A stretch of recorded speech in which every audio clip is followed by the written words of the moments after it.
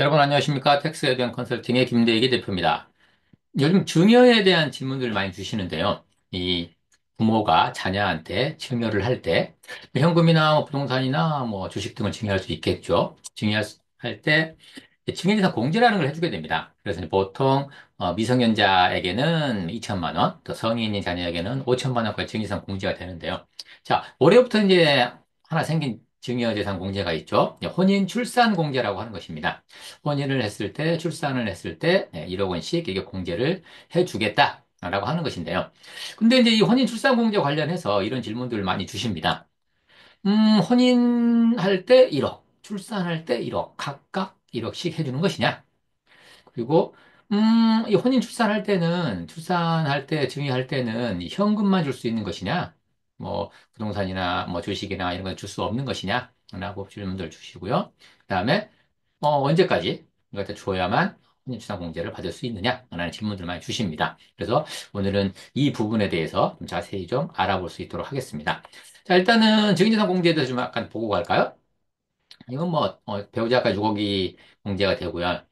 직계 전속이 직계 비속한테, 증여를 했을 때, 그 직계 비속이 미성년자다, 그럼 2천만 원까지 공제가 되죠. 그리고 성인이다, 그러면 5천만 원까지 공제가 되고요. 그리고 이제 올해부터는 이제 혼인했을 때 한 1억을 줄 수 있고, 출산했을 때 1억을 줍니다. 그리고 이거는 2024년 1월 1일 이후 증여분부터 적용이 됩니다. 그리고 통합한도는 1억 원이고요. 뭐 나머지는 뭐 다 아시다시피 이렇게 되는데요.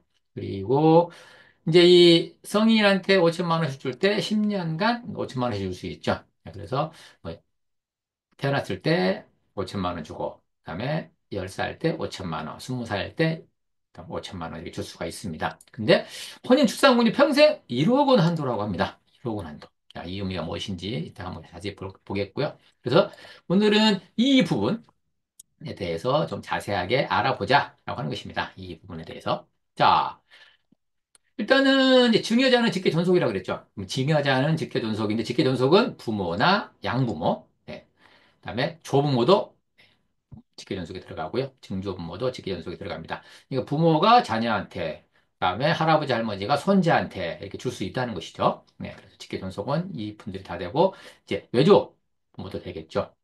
네, 받는 사람은 직계 비속이라고 하는데, 이 직계 비속은 이제 자녀도 되고요. 손자도 됩니다. 증손자도 되고요. 그다음에 외손자한테 줄 수 있겠죠? 그다음에 이 양부모가 이 양조한테 줄 수 있겠죠? 이런 식으로 줄 수가 있습니다. 자, 그리고 이제 수증자에 따라서 공제액이 달라지는데, 이제는 이제, 자, 성년일 때는 5천만 원까지 된다고 그랬죠. 만 19세 이상이어야만 되고요. 그리고 혼인했을 때 1억. 근데 혼인했을 때 1억이 됐는데, 이제 이 증여일이 문제가 됩니다. 이 증여일 언제까지 증여한 거를 갖다가 혼인공제 해줄 것이냐. 자, 혼인신고 하겠죠? 혼인신고 이전 2년부터 이후 2년까지 총 4년간 준 것만, 증여재산 공제 해주겠다 이겁니다. 그리고 출산도 마찬가지죠. 출산도 1억 원을 해주는데 이거는 출산은 자녀의 출생일부터 2년간 해줍니다.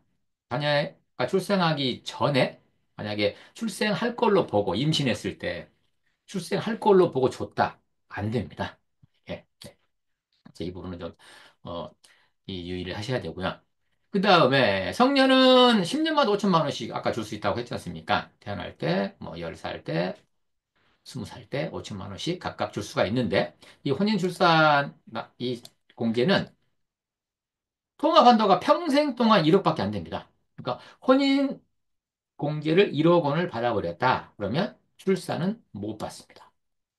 출산을 받아버렸다? 네. 그러면 이제 뭐 재혼을 하더라도 혼인 공제를 받을 수가 없는 것이죠. 그리고 이 혼인출산공제는 2024년 1월 1일 이후 증여하는 것부터 적용이 됩니다. 그러니까 2024년 1월 1일 날 이전에 이제 혼인 공제를 받기 위해서 사전에 증여한 것들은 해당 사항이 없다라고 하는 것입니다. 자, 그러면 한번 정리해 보겠습니다. 혼인신고일로부터 혼인공제는 혼인신고일로부터 과거 2년, 그다음에 이후 2년, 총 4년 동안 혼인공제를 받을 수가 있다라는 것이고요. 그다음에 자녀가 만약 출생했습니다. 자녀 출생일로부터 네. 이후. 출생일로부터 2년입니다. 과거에 출생할 걸로 예상하고 준 거는 안 된다. 라고 하는 것입니다. 이거 기억하시면 되고요. 그다음에 사례를 한번 볼게요. 2021년 12월 16일 날 결혼을 했다고 하겠습니다. 혼인신고일이 12월 16일인데, 그러면 2년이 되는 날은 2023 12월 15일이겠죠.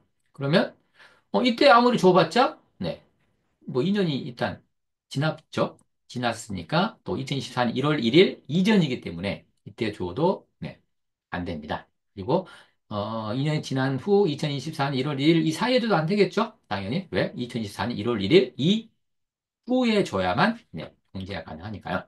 그러면 2024년 1월 1일 이후에 줬다 하더라도 제 혼인신고일로부터 2년이 지나버렸네요.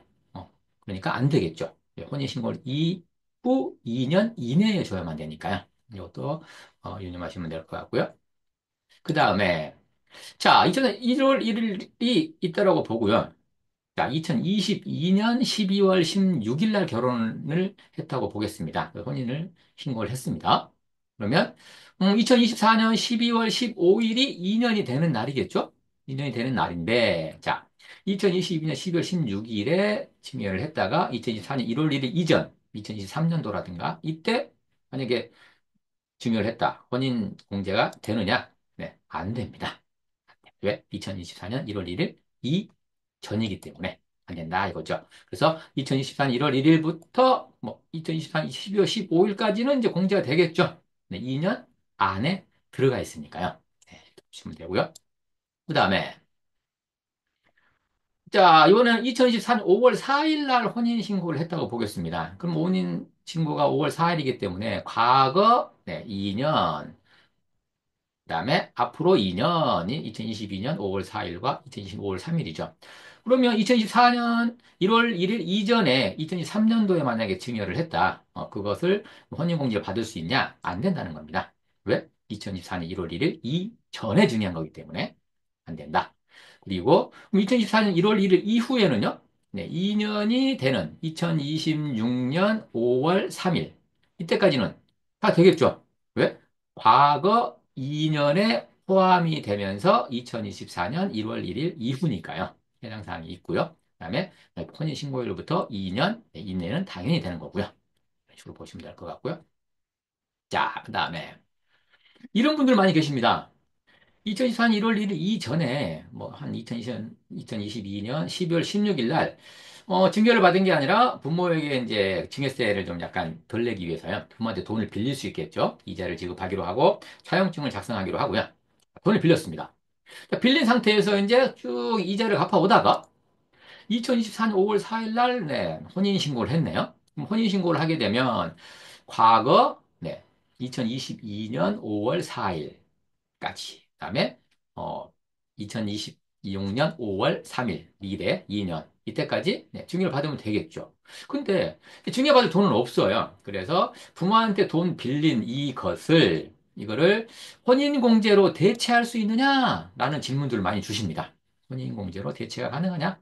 추가적으로 내가 증여를 받는 게 아니라 옛날에 돈 빌린 것을 혼인공제로 대체가 가능하냐? 자, 될까요? 안 됩니다. 왜? 2024년 1월 1일 이후에 증여한 것만 되지, 과거에 돈을 빌려줬다거나 이런 것도 대체가 불가능하다는 겁니다. 요거 생각하시면 되고요. 다음에, 음, 이제 애가 태어났다고 한번 생각해 볼까요? 첫째 아이가 출생을 했습니다. 그러면은, 첫째 아이가 출생해가지고 이제 증여한 게 없는가 봐요. 네, 없어요. 근데, 2024년 5월 4일 둘째 아이가 출생을 했습니다. 그러면, 이 둘째 아이가 출생을 해서 그 전에 준 건 안 된다 그랬죠? 2024년 1월 1일이 넘어간다 하더라도. 왜? 출생일로부터, 네, 과거는 안 된다. 출생일로부터 2년 이내만 되기 때문에 2024년 5월 4일부터 2026년 5월 3일까지 이 사이에 줘야만 출산공제가 가능하다라고 하는 것입니다. 그리고, 그렇다면 이렇게 주면 어떡할까요? 2024년 1월 1일 이전에 네, 출생을 해서 네, 출생 신고를 했습니다. 그게 2022년 12월 16일입니다. 그럼 이때부터 2년이기 때문에 자, 2024년 12월 15일 이 2년 동안에 준 거는 되는 것이냐? 근데 2024년 1월 1일 이전에 준 거 있겠죠. 2023년도라든가 이럴 때 준 거는 안 되겠죠. 왜? 2024년 1월 1일 이후에 주는 것만 되기 때문에.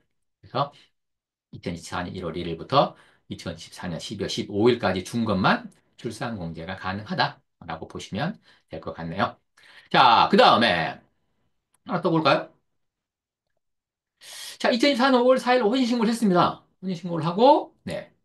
1년 뒤에 1억을 네, 증여를 받고 혼인공제 신고를 했습니다. 그래서 뭐 증여세는 없었겠죠. 그 다음에 이제 얘가 태어났습니다. 첫째 아이가 태어났는데 첫째 아이가 태어났으니까 또 1억을 줄게 부모님이 출산공제 받을 수 있냐 이거죠. 세금 없이 받을 수 없다 이겁니다. 왜? 이때 1억을 다 공제를 받아버렸기 때문에 평생 1억 한도라고 그랬죠. 안 된다 이겁니다. 그렇다면 이렇게 한번 받아볼까요? 2005년 4월, 2024년 5월 4일 혼인신고를 하고요.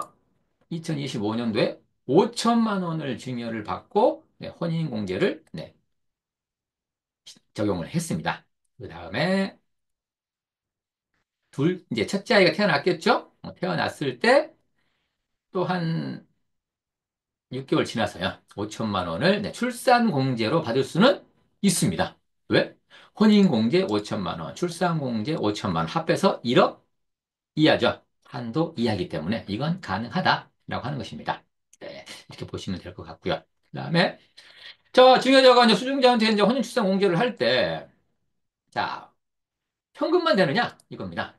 아닙니다. 현금, 부동산, 주식 등이 다 가능합니다. 일반적으로 증여받은 재산의 종류에는 뭐 제한이 없습니다. 뭐, 부모님 갖고 계신 뭐 차를 갖다가 받을 수도 있는 거고요. 이런 받을 수 있는데, 근데 단 안 되는 것들이 있습니다. 여기서 보험을 이용한 증여행위, 보험을 갖다가 증여를 한다거나, 또 아니면은 뭐, 아버지가 가지고 있는, 아파트라든가 부동산을 좀 싸게 살 수 있죠. 그래서 그 싸게 살 수 있는 그 한도 내에서는 뭐 증여세가 부과가 되는데요. 그것으로 얻은 그 증여에 대해서는 안 된다. 혼인출산공제로 대체할 수가 없다. 이거고요. 그다음에 아까 부모님 돈을 빌려줬는데 야, 이 돈 빌려준 거 그냥 갚지 마. 혼인재산공제로 대체하자 1억을 이렇게 할 수도 없습니다. 그다음에 뭐 공짜로 아까 돈 빌려준 거 말씀드렸죠? 네, 이런 것도 안 되고요. 또 부동산을 무상으로 사용해서 얻는 이익이라든가 또 이거는요. 뭘 샀습니다. 주식을 샀어요. 주식을 샀는데 내가 이걸 갖다 자력으로 내 돈으로 사기가 힘들어요. 근데 이게 증여를 받아가지고 주식 운영을 했는데 얻은 이익이 있단 말이에요. 그거를 이익이 있으면 그것도 이제 증여로 볼 가능성도 있거든요. 증여세법상에. 그러면 이것도 만약에 공제가 되느냐? 안 된다. 이겁니다. 그리고 실제 소유자는 따로 있는데 명의자가 이제 다른 사람을 해놓을 때가 있겠죠. 근데 이 명의자한테 이제 이거 증여를 해줬단 말이에요. 그랬을 때 혼인 공제나 출산 공제가 되냐? 안 된다라고 하는 것입니다. 자, 그래서 되는 경우와 안 되는 경우 요 구분하시면 되고요. 자, 그럼 예를 한번 들어보겠습니다. 부모가 자녀한테 있는 혼인출산 공제 적용 전에 자 하고 적용 후하고 어떻게 세금 차이가 나는지 한번 볼까요? 자, 1억 5천을 한번 줘보겠습니다. 자녀한테. 그럼 1억 5천이 되는데 그전에 증여한 게 없다면 5천만 원 공제가 되겠죠? 출산 공제를 적용 안 했을 때니까요. 그래서 세금이 얼마가 나오느냐? 약 970만 원의 세금을 내야만 합니다. 근데 1억 5천을 이제 혼인 출산 공제를 적용해 보겠습니다. 그러면 1억 5천이 공제가 되겠죠. 그렇다면 세금이 아마 없을 겁니다. 세금이 없고요. 그래서 공제 전과 비교를 한번 해볼까요? 적용 전과 대비를 하다 보면은 네, 970만 원을 절세할 수 있다라고 하는 것이죠. 자, 2억은 줘보겠습니다.